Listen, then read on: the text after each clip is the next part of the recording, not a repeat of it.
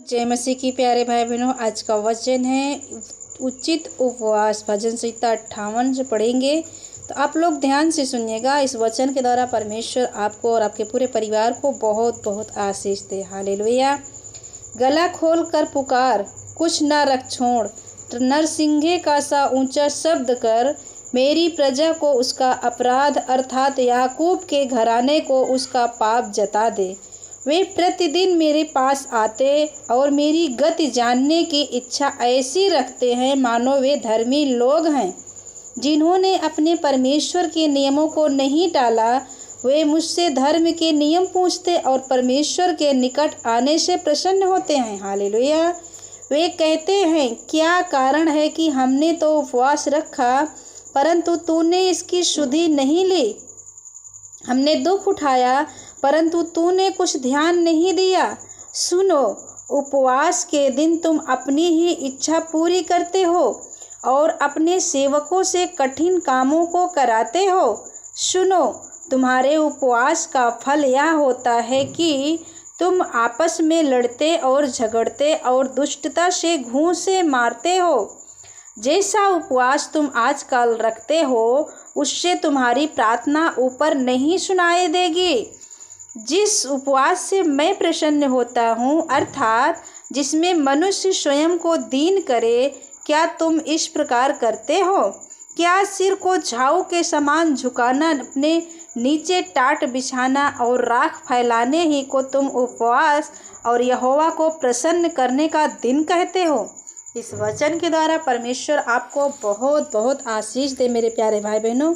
आगे लिखा है, जिस उपवास से मैं प्रसन्न होता हूँ वह क्या या नहीं कि अन्याय से बनाए हुए दासों और अंधेर सहने वालों का जुआ तोड़कर उनको छुड़ा लेना और सब जुओं को टुकड़े टुकड़े कर देना।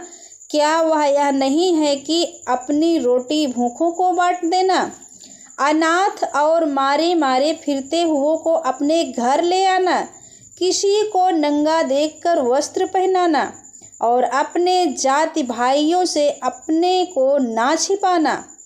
तब तेरा प्रकाश पौ फटने के समान चमकेगा और तू शीघ्र चंगा हो जाएगा। आमीन। तेरा धर्म तेरे आगे आगे चलेगा, यहोवा का तेज तेरे पीछे रक्षा करते चलेगा। तब तू पुकारेगा और यहोवा उत्तर देगा, तू दुहाई देगा और वह कहेगा, मैं यहाँ हूँ। यदि तू अंधेर करना और उंगली उठाना और दुष्ट बातें बोलना छोड़ दे, उदारता से भूखे की सहायता करे और दीन दुखियों को संतुष्ट करे, तब अंधियारे में तेरा प्रकाश चमकेगा और तेरा घोर अंधकार दोपहर का सा उजियाला हो जाएगा। आमीन। यहोवा मुझे लगातार लिए चलेगा और अकाल के समय तुझे तृप्त और तेरी हड्डियों को हरी भरी करेगा और तू सींची हुई बारी और ऐसे सोते के समान होगा जिसका जल कभी नहीं सूखेगा। आमीन। तेरे वंश के लोग बहुत काल के उजड़े हुए स्थानों को फिर बसाएंगे। तू पीढ़ी पीढ़ी की पड़ी हुई नींव पर घर उठाएगा। तेरा नाम टूटे हुए बाड़े का सुधारक और पथों का ठीक करने वाला पड़ेगा। हालेलुया। विश्राम दिन का पालन। विश्राम दिन 6 दिन परमेश्वर ने सब कुछ बनाया, 7वें दिन विश्राम किया। इस बारे में बाइबल हमें क्या बताती है, तो वचन को ध्यान से सुनिएगा।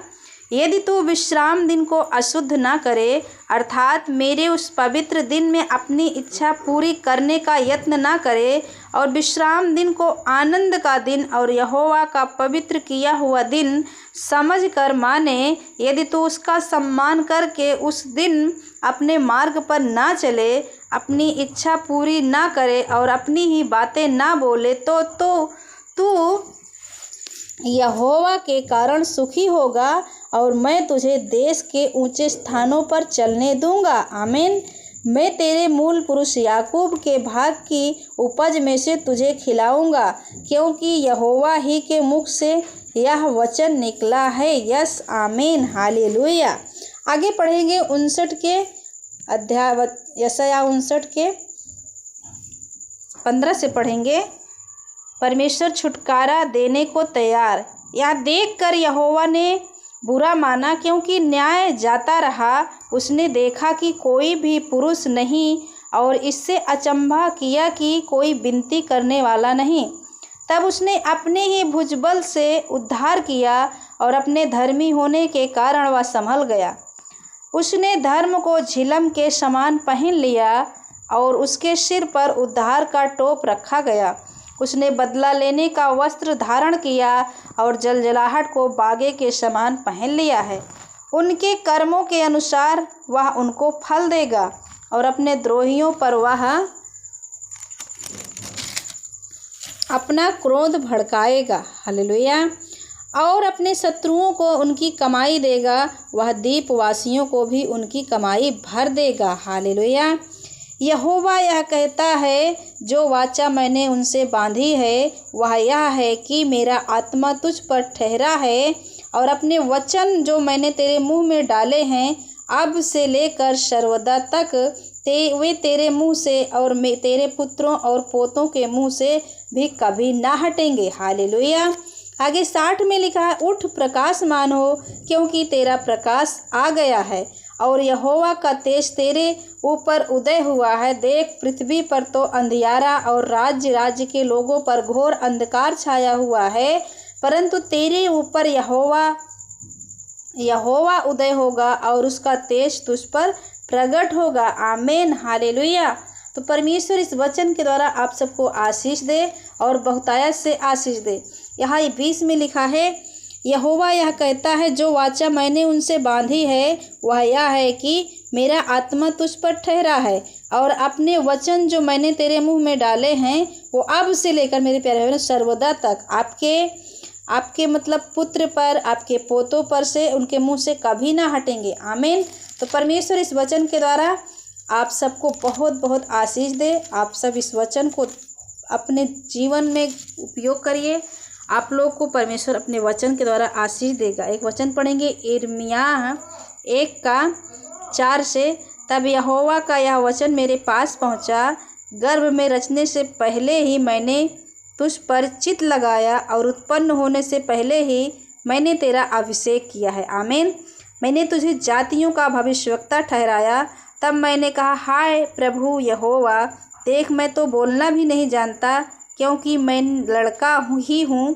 परंतु यहोवा ने मुझसे कहा, मत कह कि मैं लड़का हूँ, क्योंकि जिस किसी के पास मैं तुझे भेजूँगा वहाँ तू जाएगा और जो कुछ मैं तुझे आज्ञा दूँ वही तू कहेगा।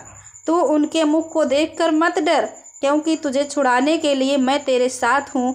यहोवा की यह बाणी है। 9 में लिखा है, तब यहोवा ने हाथ बढ़ाकर मेरे मुंह को छुआ और यहोवा ने मुझसे कहा, देख मैंने अपने वचन तेरे मुंह में डाल दिए हैं।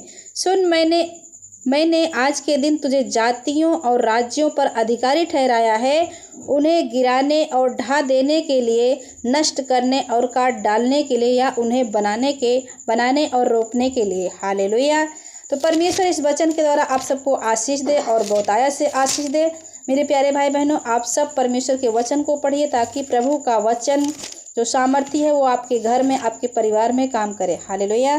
तो आप सभी को परमेश्वर बहुत बहुत आशीष दे। जय मसीह की। God bless you all.